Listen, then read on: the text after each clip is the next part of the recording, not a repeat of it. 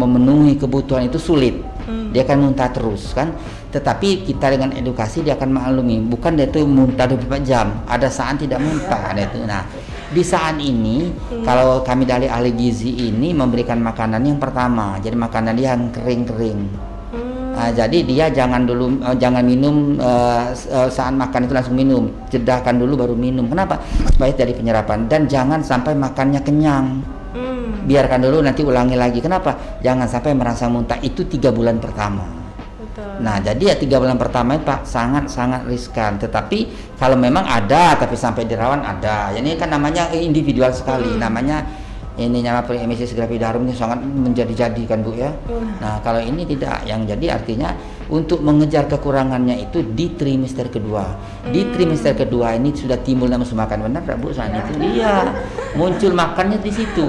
Kalau Ibu pernah hamil pasti tahu. Ya?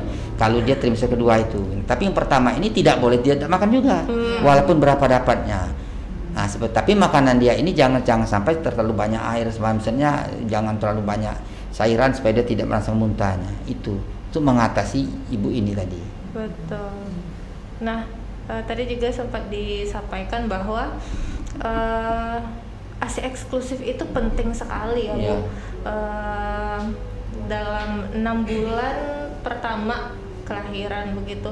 Tapi ada kasus-kasus nih ASI dari ibu tersebut kurang atau ASInya bahkan nggak keluar begitu. Nah itu solusinya bagaimana? Karena tadi susu formula saja sebetulnya juga masih belum mencukupi kebutuhan asupan gizi begitu ya Bu ya. Kalau menurut pandangan Ibu bagaimana? Oke, jadi kalau ada kondisi-kondisi seperti itu ya, ini saya mengalami juga yang anak pertama ya. Jadi ASInya belum keluar, sudah berapa jam itu? Sudah 24 jam. Nah, oke, anaknya. Jadi kalau dari pengalaman-pengalaman ya, yang lain-lainnya juga. Ini juga sebenarnya tahan dulu, jangan sufornya diberikan karena dia itu masih bisa bertahan dengan cadangannya. Selama 2 kali 24 jam.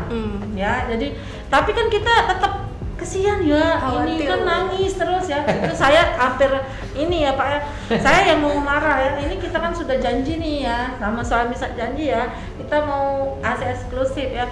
Jadi ada usaha-usaha seperti ini kan sudah ada konsultan ASI, ada konsultan. Jadi kebetulan ya, ini sudah banyak juga kader-kader di Posyandu juga udah mulai diajarkan. Jadi ada pemijatan. Nah, IMD IMD, dan pada saat itu juga sudah ada informasi tentang pemijatan ya. Jadi si ibunya dibantu dipijat ya, kemudian dibersihkan payudara dan segala macamnya usaha itu. Kalaupun memang tidak tadi bisa dari makanannya juga ya. Jadi sayur ya, saya merasain banget itu sayur katu, pokoknya yang berair ya, itu memang membantu sekali untuk ASI, keluarnya ASI seperti itu. Jadi kalau misalkan ada kondisi yang lainnya juga masih bisa ada usahanya. Jadi jangan sampai ada juga yang berhenti itu, bener-bener ini nggak bisa ini mau disusui, bener-bener nggak bisa gitu. Tetap susu formula itu nomor 2. Jadi tetap diberikan ASI walaupun ada susu formulanya juga. Tetap dua-duanya jalan gitu. Jangan sampai menyerah gitu ya.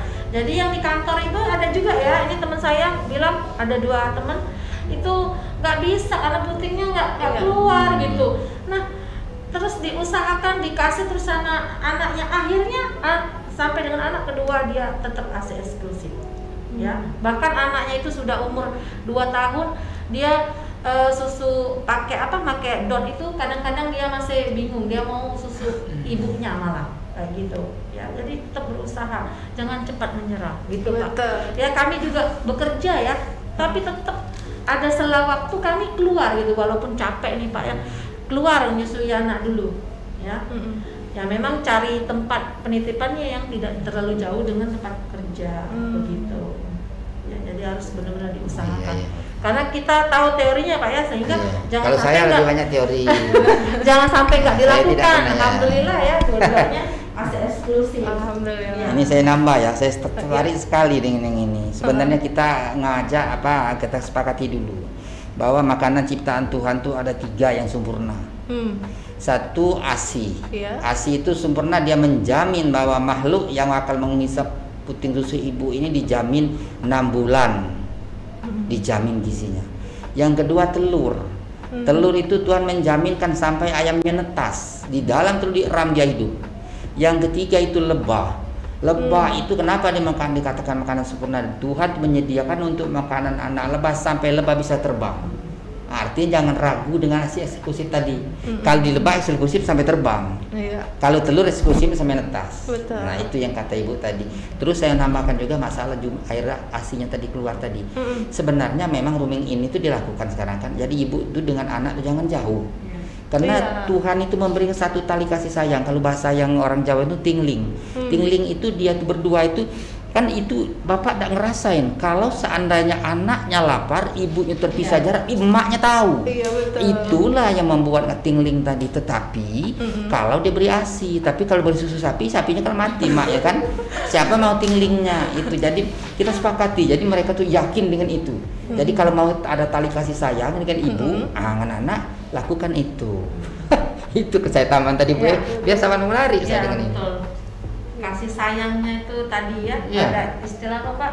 Sepanjang masa. Iya. Itu aneh. Ibunya di dapur, anaknya di ayunan nangis, dia tahu emak anak-anak saya lapar, dia tidak terdengar suara anaknya. Kalau terdengar mungkin. Atau kalau di dusun itu lagi nyuci di sungai. Nah, itu. Tahu anak saya lapar dia berlari. Itu tinglingnya. Betul. Kita syok. Salah satu manfaat dari ASI eksklusif Nah, ya Bapak iya. Ibu. Nah setelah ASI eksklusif tadi diberikan selama 6 bulan. bulan. Ya. Nah setelah itu Tanpa diberi apa-apa ya, Iya. namanya eksklusif, hanya se-ASI saja. tanpa diberi makanan tambahan ya sahabat Dede Iya. Sumsel. Dikit aja pakai pisang berarti nggak Nggak eksklusif ada. lagi. Itu Bu, budaya Indonesia ini memang kadang di beberapa daerah ada yang dari sebelum 6 bulan bahkan diberi madu, diberi air kurang, putih. neneknya kurang, neneknya kurang ya. Padahal sebenarnya Nangis cukup. dikasih. Iya cukup Nenek. dengan ASI-nya itu kebutuhannya. Gitu. Jadi ASI saja cukup. ASI saja. Iya, bagaimana Pak?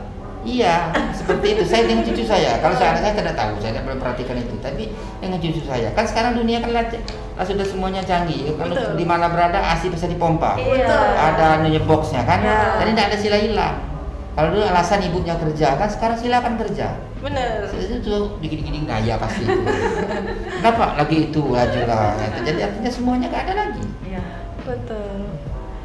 Nah, setelah 6 bulan itu boleh diberi Ya, makanan tambahan. atau yang kita kenal dengan MPASI. MPASI. Nah, kalau kita beri para balita ini MPASI kemasan, begitu kan sekarang banyak beredar ya. Betul. Nah, itu punya pengaruhnya nggak sama kejadian stunting nantinya? Oke. Jadi kalau sekarang ini sudah canggih, untuk makanan pun sudah canggih semua ya. Bubur yang tidak kemasan juga ada Mbak. Jadi bubur yang dibeli ya, yang dibeli dimasak juga, tapi dia orang lain ya. Dan artinya itu mungkin rumah makan atau memang kedai yang memang jual bubur bayi gitu kan, yang saya lihat. Nah, artinya sini harus bijak lagi, balik lagi ya. Jadi kalau memang sudah tahu, ini kan sudah banyak tahu nih ya, media juga memberitahu ini harusnya diolah sendiri ya, makanan yang diberikan kepada anak ya.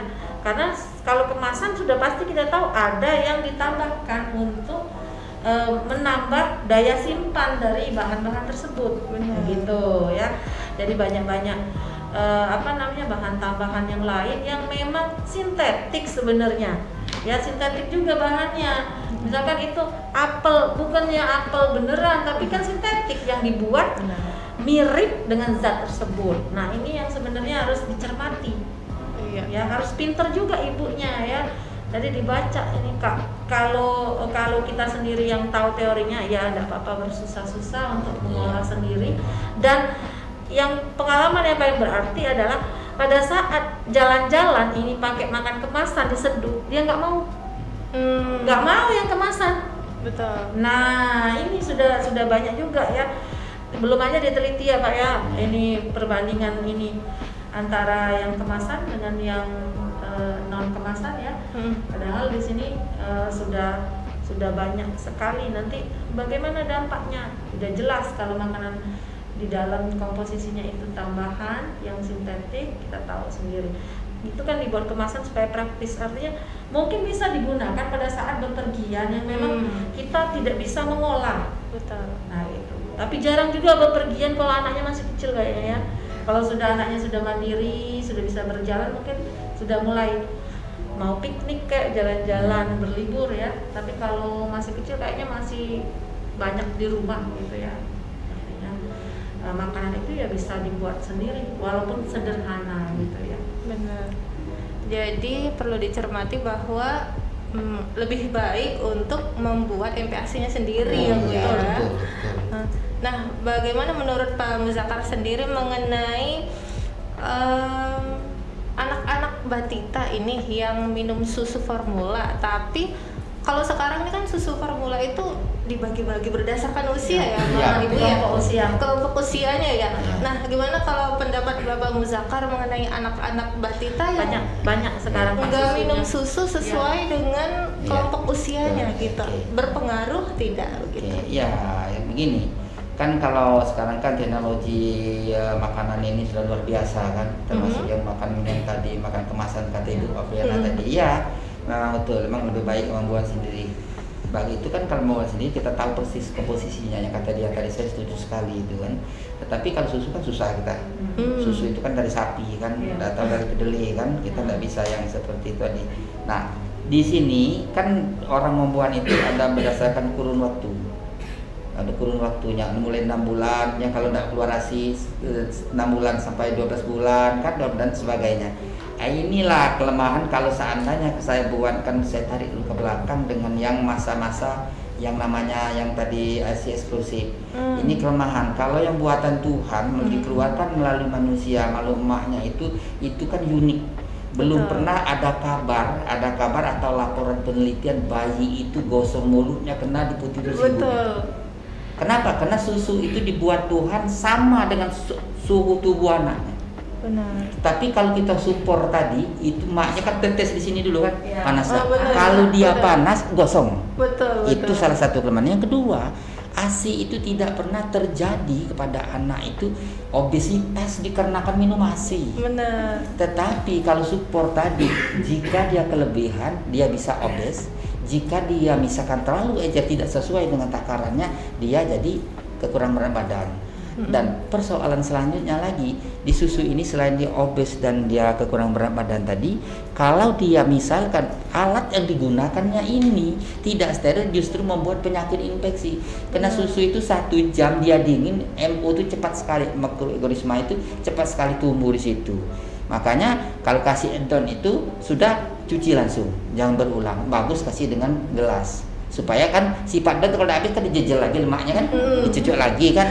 Kalau gelas enggak kan itu. Jadi kami di kampus, kami ke daerah menyampaikan itu. Moga-moga mereka mengerti maksud kami.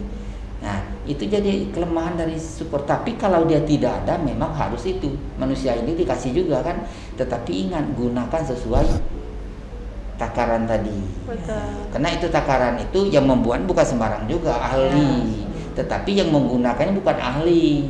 Nah itu terukur ya Pak. Nah, terukur masa ini. Jadi mulai peralatan dan menjadi. Dan kedua, kalau misalkan yang ibu yang menggunakan ASI, berikan ASI sampai 2 tahun tadi, itu maaf ya Bu ya, saya kan tidak pernah melakukan itu. Maksud saya kapan saja ibunya anak malam buka aja kan, tidak pernah nanti kita nyuci dulu, tidak pernah.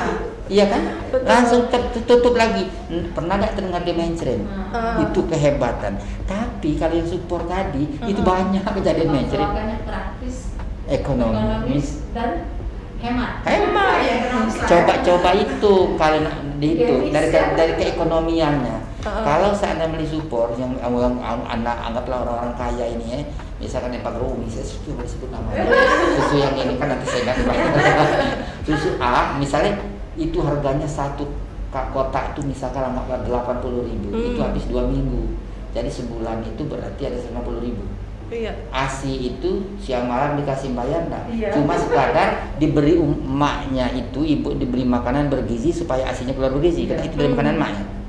Jadi apa yang makanan emak bergizi itu anaknya ini keluar ASI bergizi. Nah itu emaknya enak, anaknya enak. Tapi kalau dia support tadi maknya pot setengah mati menyiapkan anaknya sendiri kurang enak juga. Betul. Jadi kalau mamanya makan bakso sebentar ya nak, ntar lagi kamu makan bakso juga ya, sudah makan bakso, anaknya juga makan bakso. Betul. Jadi sebetulnya Tuhan juga sudah menyiapkan yang lebih praktis dan ekonomis gitu kita ya. ada ngerti. Benar, harusnya lebih bisa kita manfaatkan. Iya, begitu. ngapain lagi ya? Dan lebih sehat tentunya. Tuh. Benar. Jadi tidak stunting tadi ujungnya. Nggak ada laporan anak yang ASI diare ya Pak ya? Tidak ada. Betul. Kenapa dia kembali itu semua nanti body untuk dia? Baik, nah tadi sempat disampaikan oleh Pak Muzakar ya Pak ya dan Ibu bahwa pernah dilakukan edukasi ke daerah ya Bu ya Bapak ya? Iya. Nah kalau di daerah-daerah di Sumatera Selatan aja nih khususnya begitu, hambatan yang ditemukan saat melakukan penyuluhan, edukasi maupun pencegahan untuk upaya-upaya mencegah stunting itu apa begitu? Saya kan baru di Palembang Pak.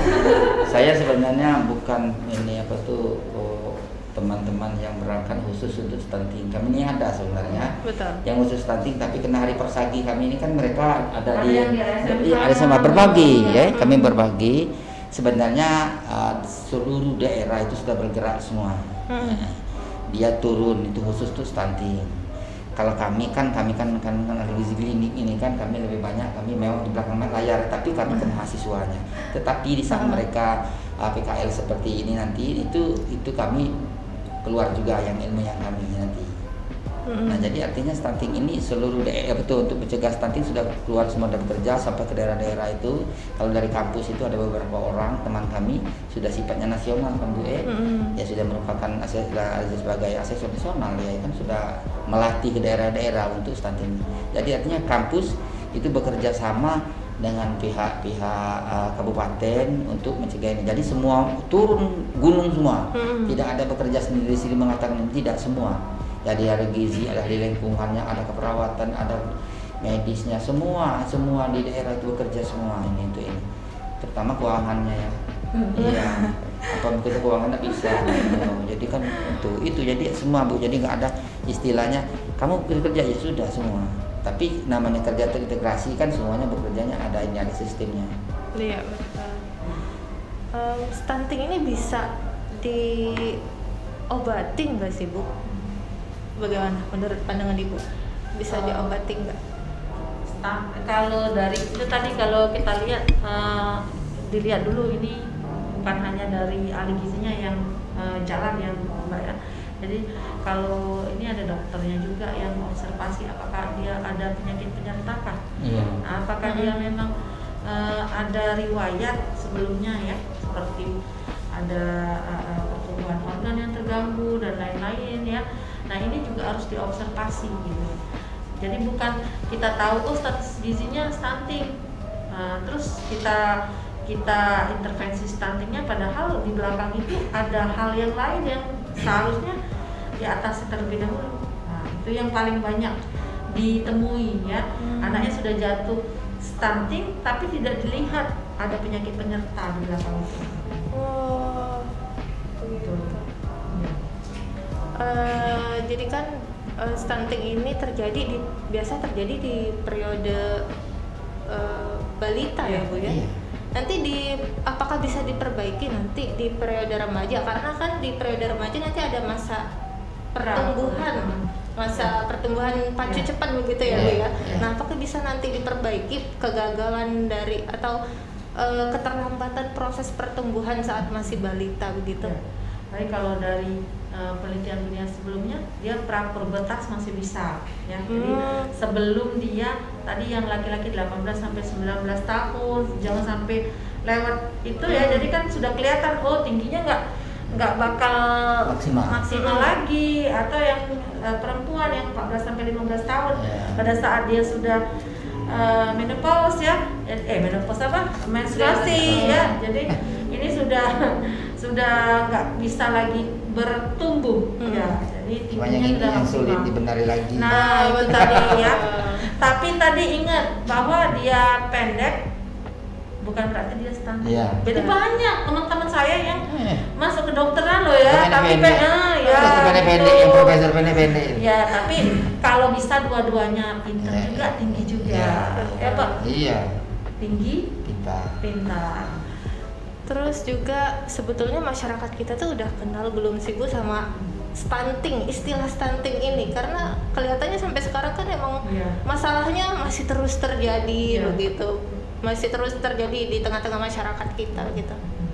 Kalau menurut saya sih tidak. Belum ya? Iya. Belum. Tapi banyak juga sudah tahu, tapi belum ke sana gitu. Pikirannya belum mengarah ke sana.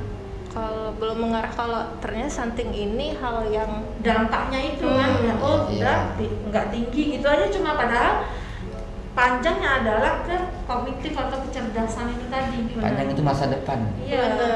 Yang jelas tentara itu udah ada orang pendek. Iya. Kami nggak ada kesempatan di situ. Itu masa depan ini. Iya. Iya Pak ya. Kemudian juga selain itu di beberapa daerah juga ditemukan Ibu kejadian stunting muncul bersamaan dengan kejadian obesitas. Nah, kalau menurut pandangan Pak Muzaffar terlebih dahulu itu bagaimana Pak? Nah, begini ya. Jadi obesitas kita definisikan dulu, obesitas itu kelebihan berat badan jauh. Betul. Jauh dari ukuran seharusnya. Jadi ada dua kelebihan berat badan, ada overweight, ada namanya obesitas. Jadi kalau saya ambil ke intinya kan, kalau misalkan yang overweight itu berarti dia 25 sampai 27. Nah, kalau 25,1 sampai 27, sebab 25 itu normal, dari 18,5 sampai dengan 25 itu normal ini. Tapi kalau dia lebih dari 27 MT-nya itu dia sudah obesitas. Nah, tapi kalau untuk anak-anak kan ada yang kurva pertumbuhan dia, yang di atas itu dia obesitas. Nah, kalau obesitas, anaknya obesitas itu yang anak stunting itu tadi seperti dikasih support tadi, dia kelebihan berat badan. Jadi sebenarnya tidak ada hubungan dari penelitian di sini, ada di sini sebenarnya. Jadi hal berbeda antara stunting dengan obesitas. Tetapi kalau asupannya kurang, stunting salah satu penyebabnya kan asupan. Tetapi kalau anaknya sudah stunting, obesitas itu pemberian makanannya lebih dari studi takarannya itu bisa obes. Nah, tetapi obes ini bukan berarti jadi satu kebanggaan, karena obes itu dia akan melahirkan suatu dampak kesehatan kepada individunya. Jadi karena yang namanya obes itu ada penumpukan lemak, terutama lemak itu pada pembuluh darah. Betul. Nah ini ya, jadi dia bisa juga macam-macam. Kalau dia mulai kan makan juvenil diabetes itu kan berarti dia ada masih usia muda, ada dia kena stroke, kena muda kan banyak penyakit jantung. Betul. Jadi dampaknya seperti itu. Sudah itu anak itu ada gangguan juga kalau berat badan melebihi dari seharusnya. Itu kan tungkai anak ini tidak kuat itu membawa badan, sehingga ada penipisan di sini. Jadi ada penyakitnya arteritis. Nah, kan apa tuh namanya yang tulang ini yang ada penyakit kena dia tulangnya ada peradangan tulang. Kenapa beban itu salah satunya. Nah, jadi artinya bukan sebagai obes itu biarkan aja, bukan seninya lagi sekarang, berbahaya untuk anak pun berbahaya, apalagi untuk orang sudah remaja atau dewasa. Iya. Remaja itu kan estetikanya, remaja yang obesitas, nah itu sama sekarang orang yang langsing semua. Betul. Kesempatan lagi itu. Nah, tapi budayanya nih banyak yang beredar di masyarakat kalau anak-anaknya gemuk itu lebih senang orang tuanya, itu bagaimana Pak menyikapinya Pak? Ya, lucu, tapi kan lihat ada memang yang lucu itu yang gemuknya dengan pandangan mata, tapi ada kita lihat kayak boboho itu tidak bagus lagi kan? Iya kan, boboho itu bagus lagi, makanya ada pandangan mata itu. Jadi kalau seperti ini orang tua, ini anak saya sendiri, saya bisa mengata diri saya sendiri. Anak saya itu saya sudah kebingungan, saya gara-gara ini ulang ini saya mengatakan apa? Anak saya itu sekarang 55 kilo, satu kelas 1 SMP. Si Atai. Ya. Ini kan, tapi gimana mau ngerem? Dia mau makan, semua makannya enak. Jadi saya udah ngeri. Salah satu saya ngeri itu dilihat dari kegemukan dia ini. Dia saya ajak olahraga, aduh capek sekali ya. Nah, di situ ya. Saya takut mau ngasih napasnya tuh. Nah, takut sampai jantung. Iya. Benar itu. Jadi artinya itu dampaknya, Bu. Untuk obesitas, untuk anak ini kan cerita untuk anak. Apalagi dewasa lebih panjang lagi kita ceritanya. Makanya kalau yang dewasa lebih panjang ceritanya. Jadi obesitas ini seperti muaranya penyakit tidak menular ya? Memang tidak menular. Nah, namanya degeneratif. Iya. Nggak menular ini, cuman perilaku ini nih. Benar. Karena tidak bisa direm. Ditambah lagi, yang tambah jadi dia itu adalah genetiknya. Kalau ibu bapaknya sama-sama obes, anaknya melahirkan obes. Tetapi kalau salah satu yang ada yang obes, itu kemungkinan 40-50% anaknya obes. Ini kalau untuk turunan dari genetiknya ini. Jadi ada pengaruh juga dari faktor genetik begitu. Oh iya. Kalau ibunya langsing, bapaknya langsing, nah itu kalau obes kecil kemungkinan, walaupun ada nanti perilaku sama sekian persen, karena perilaku anaknya mau makan terus, misalnya terus itu. Itu aja, Bu. Kemudian untuk mencegah perilaku makan para anak-anak bahkan remaja yang sekarang banyak obes itu bagaimana Bapak dan Ibu Pak Muzaffar? Oh iya, ini mencegah ini lebih sulit sebenarnya. Kenapa saya menculit? Saya itu anak saya sendiri. Kenapa? Dia itu begitu kita satu kata statement, Dek cukup makannya Dek, ini kan badan berlebih. Ya sudah saya tidak mau makan lagi, udah meraju. Nah itu kan sedih kita lihatnya. Nah jadi ini kita sepakati dulu bahwa kita sama-sama menyampaikan obes itu bukan berarti sehat, bukan berarti bagus kelihatannya, tapi adalah salah satu pemicu sarangnya penyakit. Sampaikan itu. Nggak ada obes yang sehat. Nggak ada obes yang sehat. Siapa yang obes yang sehat ya? Nah jadi artinya gini, untuk obes ini bagaimana kita mencegahnya? Ini salah satunya. Satu, dia harus cukup exercise, olahraga, aktivitas fisik minimal 30 menit sehari. Itu yang kedua, dia asupan makanan utamakan sayur dan buah. Karena sayur dan buah ini kaya akan serat. Kalau dikasih sayur kaya akan serat sementara energinya rendah, dia kenyangnya lebih lama. Nah, terus anak ini jangan kurang tidur, cukup tidur. Kata orang kalau obes banyak tidur, enggak. Sebab kenapa? Di tidur itu proses metabolismenya kan lebih cepat ketimbang waktu dia tidak tidur, kalau anak tidak tidur. Terus anak ini kan dia mencegah obes ini selain di olahraga tadi, kita jelaskan, sampaikan sesuatu hal bahwa ini dampak penyakit ini terhadap mereka, dan mereka ini biasanya kalau sudah obes dan melebihi karena dibully temannya, dia jadi minder anaknya. Semakin anaknya minder mau makan terus dia. Nah, itu jadi bisa dicegah kok, obes bisa dicegah kok. Terutama untuk anak-anak dan remaja. Iya, remaja ya, terutama remaja. Orang tua juga berbahaya sekali orang tua kalau obes. Baik, sudah pukul 3 sore Bapak dan Ibu. Mungkin sebelum kita tutup nih, pesan-pesan dari Pak Muzaffar dan Bu Afriana untuk kesehatan anak di Indonesia. Boleh Bu Afriana terlebih dahulu. Ayo Bu, pesan Bu Afriana. Pesan. Oke, ayo kita semua menjaga makanan kita yang sehat, belum tentu mahal. Jadi makanlah yang seimbang, yang terdiri dari karbohidrat, protein, kemudian protein nabati, hewani, sayur, buah, tentu saja tidak harus yang mahal. Ya, itu mungkin. Untuk adik-adik, teman-teman seluruh Indonesia yang bisa mendengarkan ini nanti atau kapan saja, mari kita sama-sama untuk memerangi stunting dan obes. Kalau untuk adik-adik, ayo setiap hari kita olahraga 30 menit sehari. Jangan lupa setiap hari konsumsi sayur dan buah ya. Baik, kita tidak ada yang obes lagi. Yang stunting, untuk ibu-ibu hamil, sering kunjungi fasilitas kesehatan agar Anda tahu informasi yang baik untuk turunan kita nanti. Terima kasih. Baik, terima kasih banyak Bu Afriana. Sama-sama terima kasih Bu. banyak Pak Muzaffar. sudah berkenan untuk hadir di podcast Dede Sumsel hari ini. Nah teman-teman, sahabat Dede Sumsel, begitulah pembahasan mengenai hubungan dan pengetahuan mengenai gizi stunting dan obesitas pada hari ini. Saya Indri Paradila selaku host di podcast kali ini pamit undur diri dan wassalamualaikum warahmatullahi wabarakatuh. Sehat-sehat semua. Terima kasih banyak Ibu, Bapak. Ya. Alhamdulillah. Alhamdulillah.